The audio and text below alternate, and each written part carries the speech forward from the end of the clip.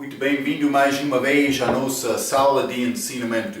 Estamos a continuar com o nosso estudo através deste livro de 1 Coríntios. Já chegamos a capítulo 6, mas lembra-te, esta igreja é cheia de problemas. Já falamos sobre o orgulho delas, também esta atitude soberba. Também elas tinham grande pecado lá, capítulo 5, com aquele caso de incesto que aconteceu naquela igreja. Também falamos na nossa última vez, falando sobre crente contra crente, que realmente queria ir ao juízo mundial, tribunal, para resolver problemas. Paulo está a dizer: por que é que não é possível resolver este assunto entre vocês? É melhor perder do que chegar aos descrentes para tentar resolver este conflito. Realmente, Paulo estava a reprovar a atitude deles. É melhor perder, ele disse. Então, mas devemos guardar estas ideias por continuar com o nosso ensinamento de hoje. Vamos abrir as nossas Bíblias a 1 Coríntios capítulo 6.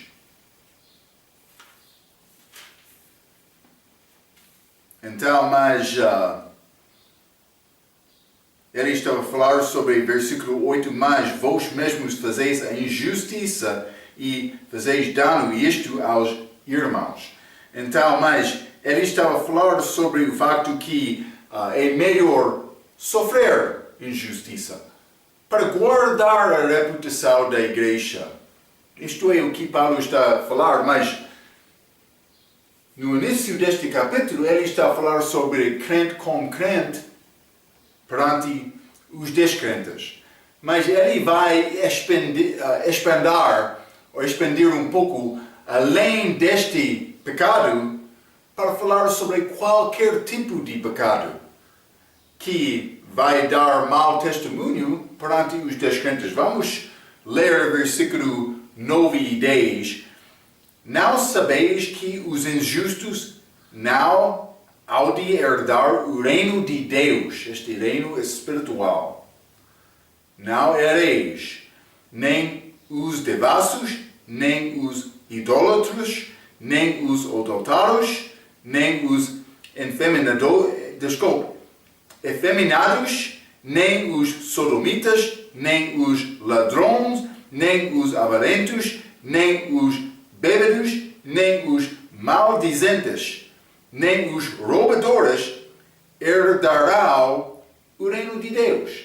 Então, mas ele está a falar sobre este reino de Deus, mas versículo 9 e versículo 10, eu quero te notar uma coisa muito importante. Aquela palavra herdar. Versículo 9, não sabeis que os injustos não hão de herdar o reino de Deus. Mas também no fim, nem os roubadores, no fim de versículo 10, nem os roubadores herdarão o reino de Deus. Ele está a falar do respeito de uma herança, mas ele está a falar sobre vários pecados do mundo. Vamos considerar isto um pouco. Vou começar por ler um pouco. Não é nada dito sobre salvação. Isso é mais importante. Lembra-te, este reino de Deus é reino espiritual.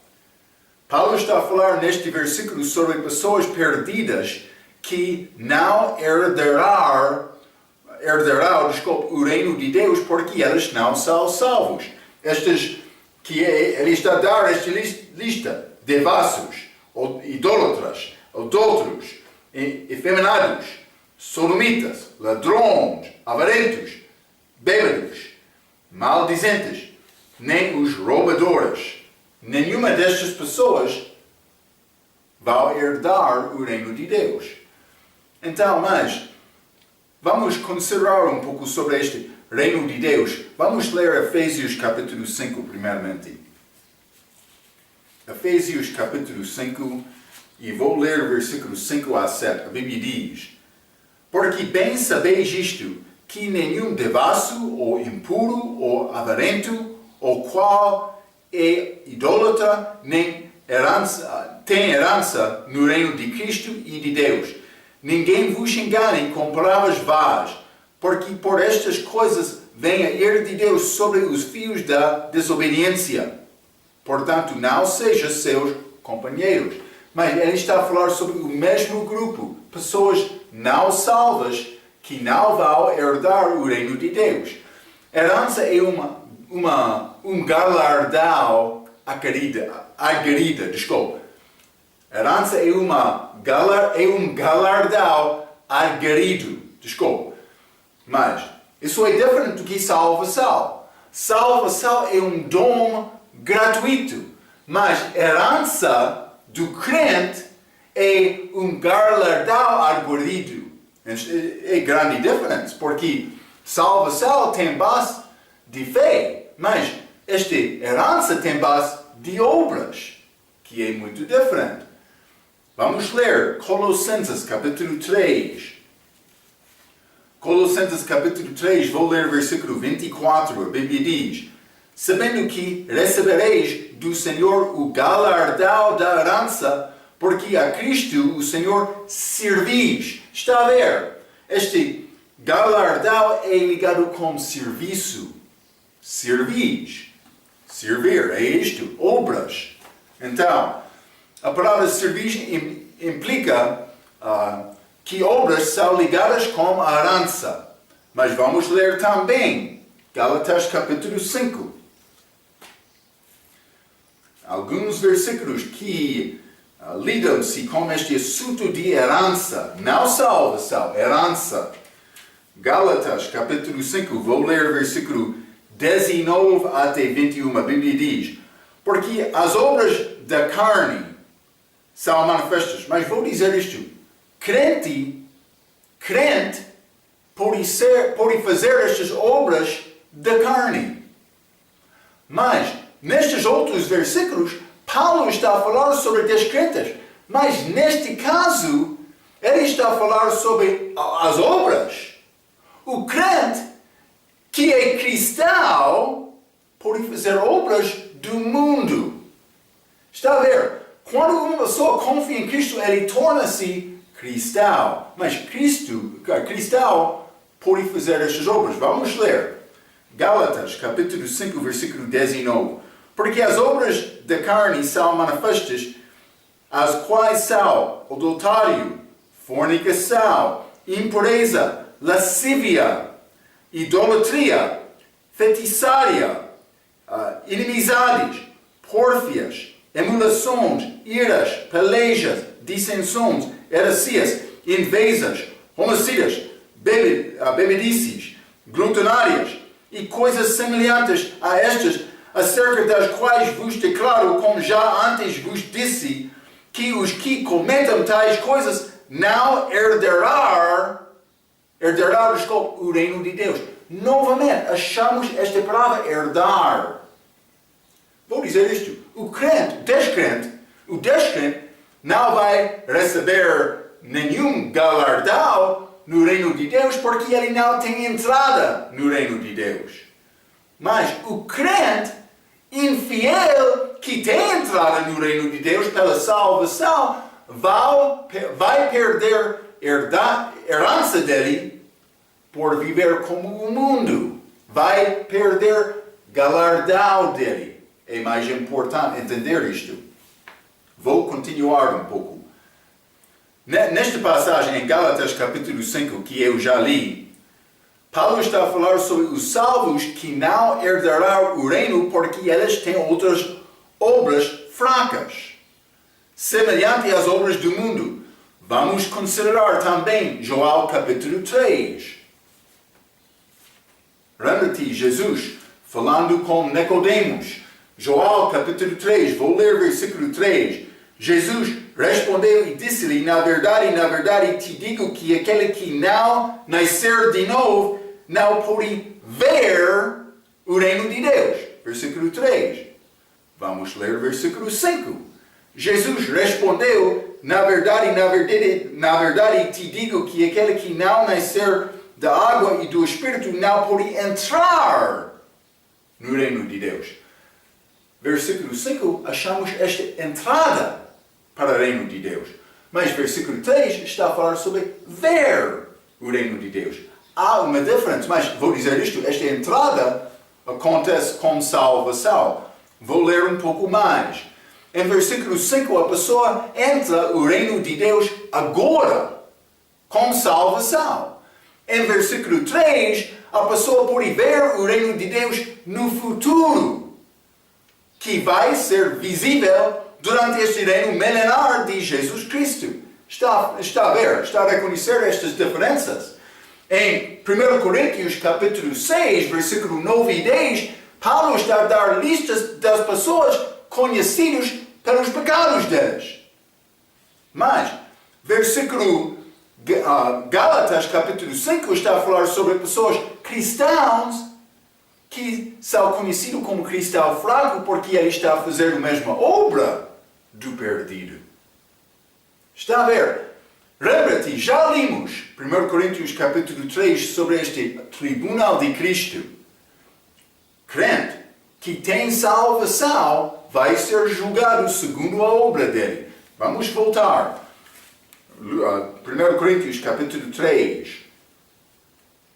Simplesmente quero verificar isto, quero te ver isto. Mas lembra-te, obras boas como ouro, prato, pedra preciosa.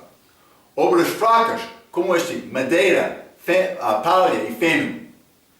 Então, mas, os últimos 3 queimaram pelo fogo, mas os primeiros 3, eles perseveram através do fogo.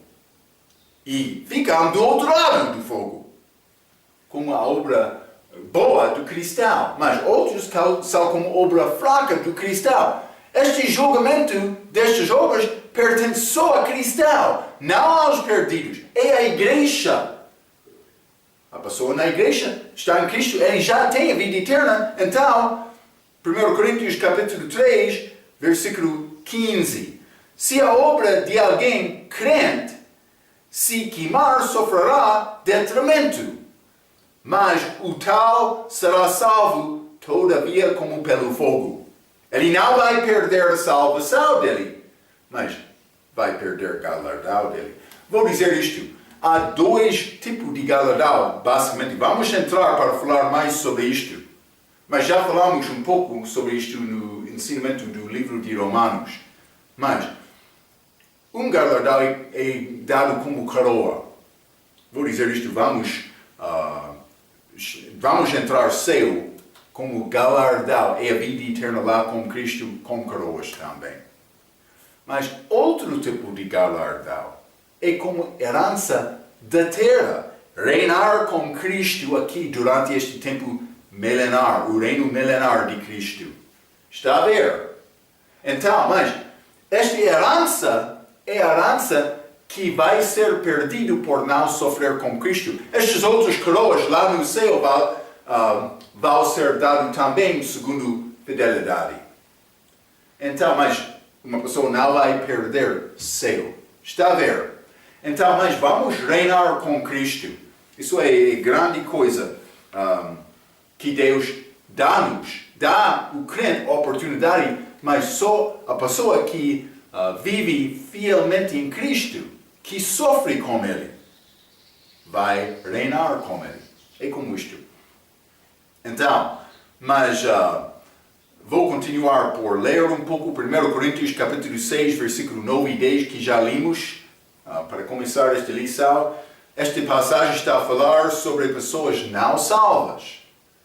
Gálatas capítulo 5, versículo 19 até 21, falando sobre obras, não pessoas, obras. Isso é a obra do cristão, mas que está a fazer obra como homem perdido. Por fazer isto, eles perdem a sua herança, mas não a sua salvação. O galardão da herança no milênio é aguardido pelas obras boas. Vamos ler Apocalipse capítulo 21 também. Apocalipse capítulo 21, e vou ler versículo 8 A Bíblia diz. Mas, quanto aos tímidos, e aos incrédulos, e aos abomináveis, e aos homicidas, e aos que se prostituem, e aos feiticeiros, e aos idólatras, e a todos os mentirosos, a sua parte será no lago de fogo. Lago que arde com fogo e enxofre, o que é a segunda morte. Então achamos aqui vários pecados que vai causar, mas neste caso a pessoa sendo julgado segundo obras para salvação. Isso é outro julgamento depois do milênio, este do grande trono branco. Já falamos sobre isto também na nossa última vez. Então, é possível cristão mentir? Sim, mas doutrinalmente ele não é mentiroso, ele é cristão que mente. Está a ver, não? Mas doutrinalmente perante Deus, cristão que mente é cristão que mente, mas pessoa perdida que mente é chamado mentiroso. Eu quero te reconhecer esta diferença. Por mim, estar em Cristo com salvação, eu sou cristão. Mas, doutrinalmente, vou dizer isto, outros vão ensinar pessoas a chamar cristão por ser fiel, mas eles têm razão com este ensinamento também. Simplesmente estou a falar sobre a minha posição perante Deus em Cristo. Então, é possível crente pecar, mas devemos reconhecer que Deus não quer crente infiel. É necessário examinar os nossos corações. Mas é possível. Simplesmente quero te entender esta distinção. Cristão infiel vai perder galardão dele. É como isto. Vamos continuar. 1 Coríntios capítulo 6. 1 Coríntios capítulo 6 e vou ler versículo 11 e 12. A Bíblia diz: E é o que alguns têm sido, mas haveis sido lavados, mas haveis sido santificados, mas haveis sido justificados em nome do Senhor Jesus Cristo e pelo Espírito do nosso Deus. Mas vou parar aqui simplesmente para dizer isto. E é o que alguns têm sido, mas agora o salvo é cristão, está a ver? Também santo. Então, mas ele continua neste versículo dizendo: mas haveis sido lavados, santificados, justificados em nome do Senhor Jesus e pelo Espírito do nosso Deus, com salvação, não com batismo com água. É este batismo do Espírito Santo que acontece no momento da salvação. Eu sou lavados, puro do meu pecado, santificados, eu sou separado para o uso de Deus, justificados, não pela obra de Marco. Lembra-te, justificação é declarar justo, não pela minha obra, pela obra de Cristo. Um dom gratuito, não pelas obras. Salvação pela graça por meio da fé. É o que a Bíblia ensina. Então eu tenho isto por confiar em Cristo. Quem tem o Filho tem a vida. Quem não tem o Filho de Deus não tem a vida.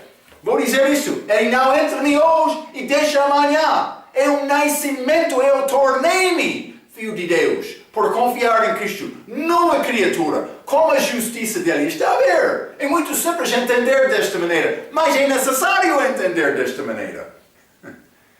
Eu não vou perder a minha salvação, mas é possível me perder a minha herança por não sofrer com Cristo. É isto. Versículo 12, vou ler. Todas as coisas me são lícitas, mas nem todas as coisas convêm.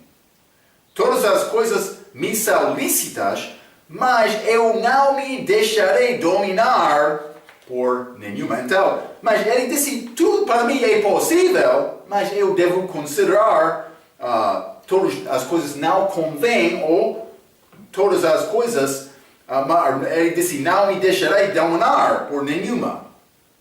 Mas quando este pecado não vai edificar, quando este assunto, esta coisa, não vai edificar a igreja, outros crentes, glorificando Deus? Eu preciso de considerar este assunto.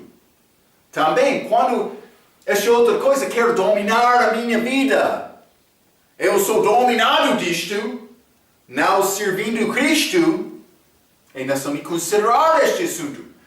Vou dizer isto, liberdade é gratuito. Por mim, confiar em Cristo, eu sou livre em Cristo, eu tenho liberdade em Cristo. Quero dizer isto, liberdade tem responsabilidade. Eu não tenho liberdade para viver de qualquer maneira. Por reconhecer o que Cristo fez por ti, por morrer na cruz no teu lugar, tem uma responsabilidade. Ele deu a vida dele para ti, por ti, o que vai fazer para ele? É a nossa pergunta mais importante. Mas salvação, mas depois da salvação, como vai servir Cristo? É isto. É a nossa decisão como crente. Como vou passar a minha vida aqui? Vou procurar o mundo? Como é possível? Jesus Cristo já morreu para libertar-me deste mundo. Do pecado, do amor, do mundo, do diabo, do meu próprio. Sim, eu sou livre em Cristo. Mas liberdade tem responsabilidade. Está a ver? Cuidado com este atitude. Mas este barco está a dizer salvação é um dom gratuito. A pessoa salva por pecar. Deus não quer forçar-te a fazer nada. Ele quer te servir a Ele com coração de amor, com motivo de amor. Segundo a tua vontade, não forçando-te a fazer nada. Isso é amor genuíno. Deus quer este amor. Ele fez este plano para dar-nos esta oportunidade de demonstrar nosso amor para Ele. Mas, por pensar lá mais, eu tenho liberdade, posso pecar, viver de qualquer maneira, está a negar o propósito de Deus para a tua vida. Não é possível. Mas é possível. Vai perder na salvação. Cuidado com isto. Isso não é uma coisa para brincar. Como qualquer, como se chama este... mas esqueci esta palavra. Pessoa que quer enganar. Não vai enganar Deus. Cuidado com isto. Tem livre vontade. Tem segurança em Cristo. Mas como vai responder? Vai tentar crucificar Cristo mais uma vez já, como a tua vida? Mas ele não vai ser crucificado a segunda vez. Então, mas simplesmente é necessário considerar, vou ler isto um pouco. Com liberdade em Cristo posso fazer o que quero. Tenho liberdade. Mas há responsabilidade pessoal. Devo considerar esta coisa vai convém? Vai edificar a igreja e a obra de Deus? Ou esta coisa vai controlar e dominar a minha vida? Por responder sim, deste último, deve deixar. Por responder não, não vai edificar outro, deve deixar a coisa. Então, o motivo supremo na tua vida deve ser como é possível me agradar e demonstrar o meu amor. Como é possível me glorificar, adorar e exaltar o nome de Jesus Cristo como a minha vida. Deve ser nosso motivo supremo como crente. É isto. Isto é o que Paulo está a dizer. Vamos continuar. 1 Coríntios capítulo 6. Vou ler versículo 13 a 18. A Bíblia diz: os alimentos são para o estômago e o estômago para os alimentos. Deus, porém, aniquilará tanto um como os outros. Este é temporário, este estômago também, este alimento. Mas o corpo não é para a fornicação, senão para o Senhor. Desculpa. E o Senhor para o corpo. 14.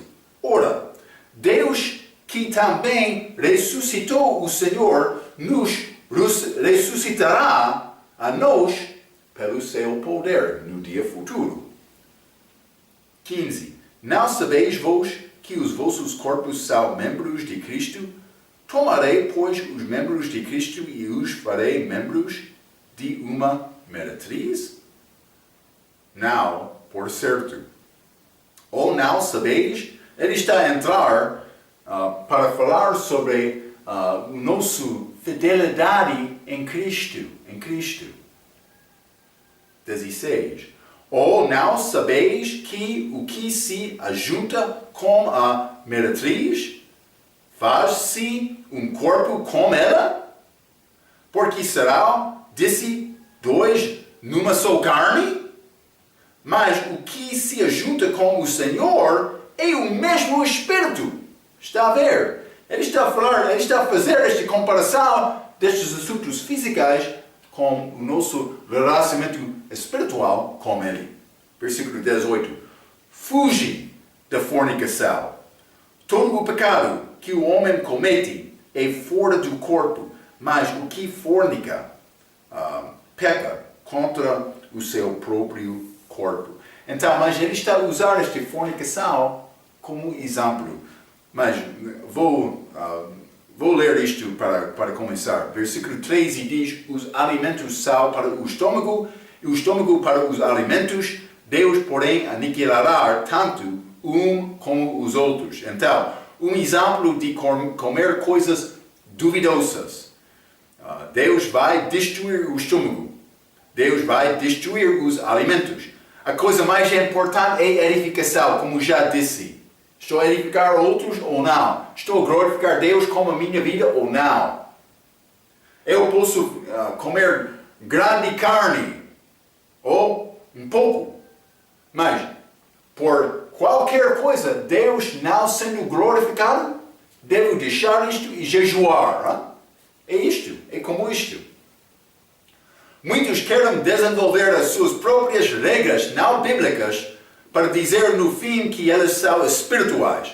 Estas regras não são nada com Deus. Então, vou entrar simplesmente para dizer isto. É possível a igreja ensinar mais. Vou usar Páscoa como exemplo. É necessário guardar Páscoa desta maneira, para cozinhar aqui, para comer aqui, para fazer isto desta maneira. Então, no fim, elas ficam muito felizes. Guardamos bem este Páscoa porque seguimos todos estes mandamentos que não são achados na Bíblia. Então, por ser outro vai entrar visitando. Eu, salvo, quero visitar aquela igreja. Então, mas eles querem dizer mais, por comer fora da igreja está a pecar. Mas eu não vou dizer mais, tu és muito religioso, vou sair da igreja para comer. Não, eu vou tentar ajudar-lhes a entender o que é verdadeiro. Vamos examinar a nossa Bíblia comendo dentro da igreja. Por exemplo, estou a dar exemplos só. Mas eu não devo ficar preocupado com estas regras. A minha preocupação é a edificação daquela pessoa para mostrar o que é salvação, para ajudar aquela pessoa a confiar em Cristo como Salvador. Também, depois de confiar em Cristo, para crescer em Cristo. Edificação. O propósito da igreja, 3 coisas eu mencionei no nosso ensinamento da igreja local. É evangelizar o pecador, edificar o santo, glorificar o Salvador. Isso deve ser o meu motivo para guiar todo o meu trabalho. Isso não é complicado. Mas muitos querem entrar mais. A Bíblia diz basicamente, no base, por lembrar estas 3 coisas, vai ter capacidade, possibilidade de andar segundo o Espírito Santo como a tua vida. É simples desta maneira. Vou tentar glorificar Cristo em toda a minha vida. Eu não sou nada. Cuidado com estas regras. Regras podem destruir a igreja. Temos liberdade em Cristo. A coisa importante é demonstrar este amor. Coisa mais importante, como Paulo disse em 1 Coríntios capítulo 5, isto é a coisa mais importante. Versículo 8. Por isso, façamos a festa, Páscoa, a festa espiritual, não física.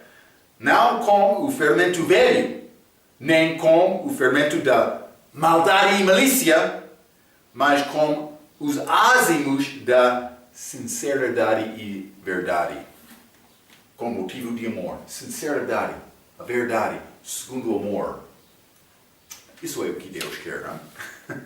Ele quer nos celebrar desta maneira. Então, mas também, versículo 13, Paulo disse mais, o corpo não é para fornicação, senão para o Senhor. Então, vou dizer isto. Alguns querem dizer que fornicação acontece quando pessoas que não são casadas têm, pode ser, relacionamento sexual entre elas. Mas só para os que não são casados. Mas cuidado, vai achar esta definição em alguns dicionários, mas a Bíblia não usa fornicação desta maneira. Esta palavra fornicação é da palavra grega porneia, que inclui vários tipos de pecados sexuais. Cuidado, vou mostrar exemplo. Vamos ler Mateus capítulo 19. Devemos considerar o que diz a palavra sempre, hein? Mateus capítulo 19. E vou ler versículo 9. A Bíblia diz: eu vos digo, porém, Cristo está a falar, que qualquer que repudiar sua mulher, não sendo por causa de fornicação. Mas vou dizer isto. Está a falar sobre relacionamento de casamento. Esta mulher, como é possível esta mulher fazer fornicação? Ela já é casada. Está a ver? É necessário entender este uso desta palavra na Bíblia. Então achamos o adultério ligado com fornicação aqui. Esta mulher foi casada. Mas não só isto. Vamos considerar Apocalipse capítulo 2. Apocalipse capítulo 2. E vou ler versículo 21 e 22. A Bíblia diz: e dei-lhe tempo para que se arrependesse da sua fornicação. Está a falar sobre Jezebel, fornicação. Mas ele está a fazer a aplicação espiritual também. E não se arrependeu. Versículo 22. Eis que há, porém, numa cama, e sobre os que adulteram com ela, virá grande tribulação, se não se arrependeram das suas obras. Mas então, ele está a falar no contexto é idolatria aqui. Mas novamente achamos mulher casado fazendo este pecado chamado fornicação. Cuidado! É ligado com o adultério, Mateus capítulo 19. É ligado com idolatria, aqui Apocalipse capítulo 2. Mas não só isto. Vamos ler 1 Coríntios capítulo 5. Já limos isto, já estudamos isto. 1 Coríntios capítulo 5, versículo 1. Geralmente se ouve que há entre vós fornicação, e fornicação tal que nem ainda entre os gentios se nomeia, como é haver que possua a mulher de seu pai. Este filho, ele estava a ter este relacionamento, este pecado de fornicação, com a esposa do pai dele. Está a ver? Grande pecado. Mas isso é incesto. Então, achamos esta fornicação usado como adultério, como idolatria, como incesto. Mas também vamos ler 1 Coríntios capítulo 7. 1 Coríntios capítulo 7 é o que muitos querem limitar. 1 Coríntios capítulo 7 usa esta palavra fornicação da maneira do entendimento dos muitos. Eles usam isto com pessoas não casadas. Então, 1 Coríntios capítulo 7, versículo 1 e 2. Ora, quanto às coisas que me escrevestes, bom seria que um homem não tocasse em mulher. Mas por causa da fornicação, cada um tenha sua própria mulher e cada uma tenha o seu próprio marido. Então ele está a dizer para casar, para evitar a fornicação. Neste caso, é fornicação entre pessoas não casadas. Devemos reconhecer que esta fornicação é ligada com todos estes pecados. Está a ver? Então é necessário entender estas coisas. Vou ler isto. O uso bíblico é o que é importante. Algumas vezes, dicionários podem ser influenciados das tradições não bíblicas. Sempre devemos considerar o que diz a palavra. Mas não só isto, vamos ler Mateus capítulo 5, do respeito de adultério. Mateus capítulo 5. E vou ler versículo 28. A Bíblia diz: Eu, porém, vos digo que qualquer que atentar numa mulher para a cobiçar, já em seu coração cometeu adultério com ela. Então, ele está a falar sobre mais do que só ato físico. Penso que fornicação é ligado com ato físico, mas este adultério, neste caso pelo menos, é assunto espiritual. Mas Paulo também, por usar este exemplo de fornicação aqui em 1 Coríntios capítulo 6, está a falar sobre infidelidade do crente. Ele está a falar sobre homem com meretriz. Ele está a mostrar-nos o perigo de viver como o mundo em Cristo. Quando uma pessoa em Cristo quer pecar como o mundo. Ele está a tentar mostrar o assunto disto é pecado, mas primeiramente pode ser espiritual, por deixar Cristo, mas pode ser com ato físico também. Mas o que é importante, mais do que qualquer outro, é a condição do coração. É um assunto espiritual. Este reino de Deus é espiritual. Está a ver? Paulo está a mostrar-nos este perigo de viver como o mundo. Então, mas, vou continuar. 1 Coríntios capítulo 6. 1 Coríntios capítulo 6, quero ler versículo 15.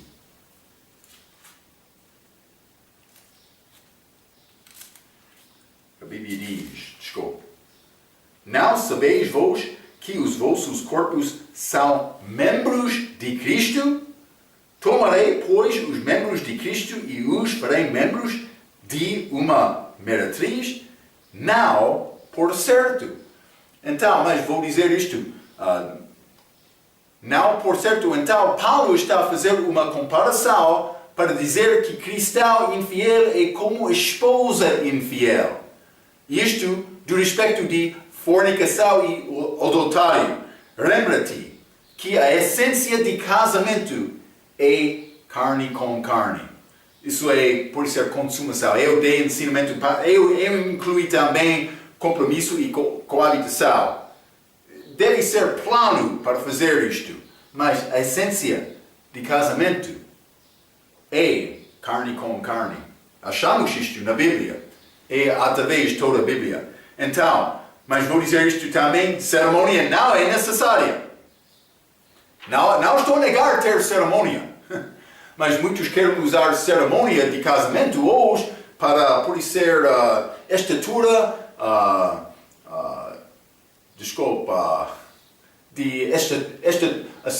símbolo de estatura na tua vida. Eu já alcancei isto, outros não. Mas não há problema com isto, mas perante Deus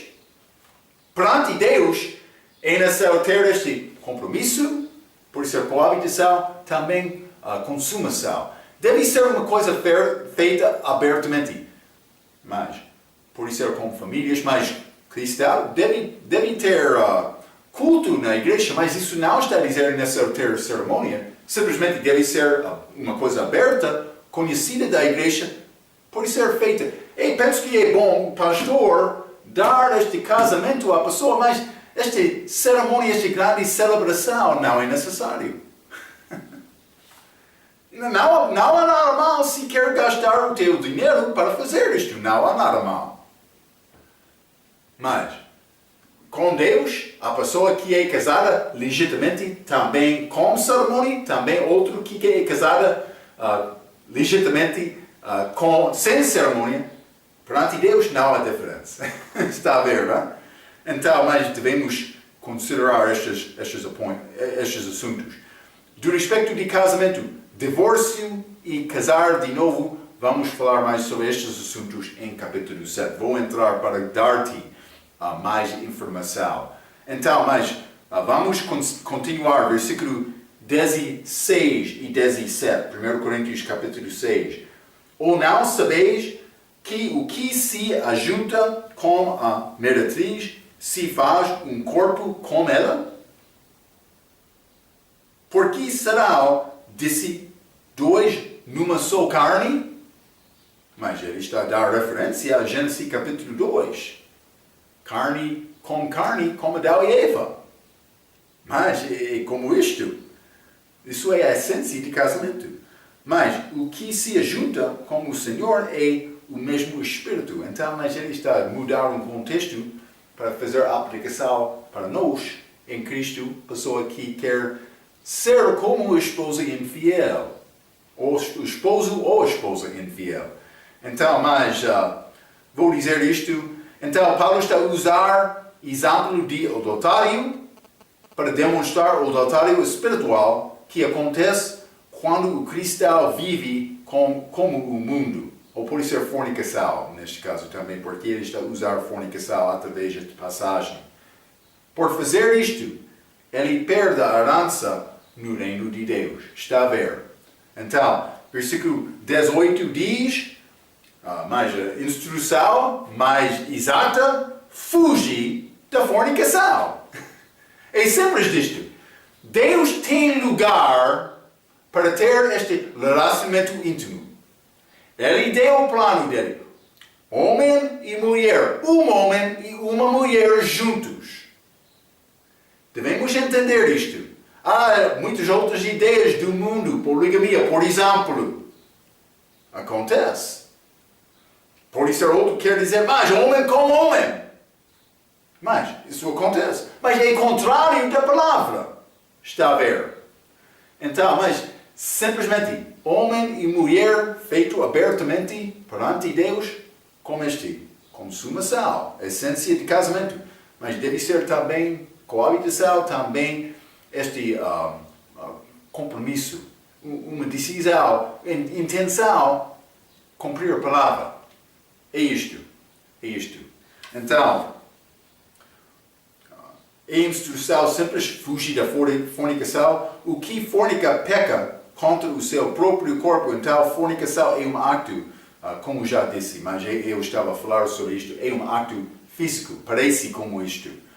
Então, mas vamos continuar com o versículo 19 e 20. A Bíblia diz: ou não sabeis que o vosso corpo é o templo do Espírito Santo, que habita em vós, proveniente de Deus, e que não sois de vós mesmos? 20. Porque fostes comprados por bom preço. Glorificai, pois, a Deus no vosso corpo e no vosso espírito, os quais pertencem a Deus. Está a ver? O meu espírito, o meu corpo pertencem a Cristo, a Deus. Então, mas vou dizer isto primeiramente: o vosso corpo é o templo do Espírito Santo. Já falamos sobre isto outra vez, mas estes que estavam a usar estes dons também não tinham entendimento básico da salvação. Eles não conheceram que eles já tinham o Espírito Santo, porque Paulo disse: não sabeis? O vosso corpo é o templo do Espírito Santo? Está a ver? Mas ele está a dizer isto agora para dar-lhes entendimento. Versículo 20, ele disse: eles foram comprados por bom preço. Bom preço. Este bom preço é o sangue de Jesus Cristo. Vamos ler Atos capítulo 20. Atos capítulo 20, e vou ler versículo 28. A Bíblia diz: olhai, pois, por vós e por todo o rebanho, sobre que o Espírito Santo vos constituiu bispos, para apresentardes a igreja de Deus, que ele resgatou com seu próprio sangue. O sangue de Deus, este sangue de Jesus. Era necessário Jesus nascer de uma virgem. Aquela semente foi colocado milagrosamente dentro do ventre daquela mulher. Ele não herdou sangue dele de Adão. Não.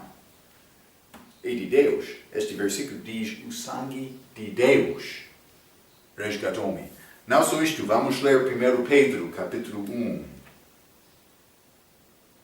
1 Pedro, capítulo 1, vou ler versículo 18 e 19. A Bíblia diz: sabendo que não foi com coisas corruptíveis, como prata ou ouro, que fostes resgatados da vossa vã maneira de viver, que por tradição recebestes dos vossos pais, mas com o precioso sangue de Cristo, como de um cordeiro imaculado e incontaminado. Então, sabendo que não foi com coisas corruptivas que eu fui resgatado. Resgatado é uma compra. Lembra-te, redenção é comprar uma coisa já perdida. Isso aconteceu. Resgatar, remir é quase a mesma coisa. Está a ver? Então, mas por dizer isto, ele está a dizer este preço que comprou-me é o sangue de Cristo. Vamos ler também Apocalipse, capítulo 5. Apocalipse, capítulo 5 e versículo 9, a Bíblia diz: e cantavam uma nova cântico, dizendo: digno és de tomar o livro e de abrir os seus selos, porque foste morto, e com o teu sangue nos compraste para Deus, de toda a tribo, e língua, e povo, e nação. Comprados, somos comprados pelo sangue de Cristo, bom preço. Vou dizer isto: o crente foi comprado e a vida dele não pertence a ele. Somos escravos. Está a ver, hein? Outra quer dizer: mas eu não quero ser servo. Mas isso é a maneira da vida do crente. Se não quer servir, deve tentar viver pela fé perante Deus. Não vai ter sucesso. Somos escravos, mas como voluntários, segundo a nossa livre vontade. Está a ver, hein? É muito especial o que Deus fez na vida do crente. Então, o versículo 20 diz também: glorificai, pois, a Deus no vosso corpo e no vosso espírito, ambos pertencem a Deus. Então, mas, vou dizer isto: ele já comprou-me, o meu espírito, também o meu corpo. Mas vamos achar em capítulo 7 que crente, casado pode ser, tem outro que é dono do corpo deles também. Homem, o dono do corpo do homem é a esposa dele, o dono do corpo da esposa é o esposo. Mas em Cristo. Então, vamos achar que o relacionamento verdadeiro entre homem e mulher sempre tem Cristo no meio.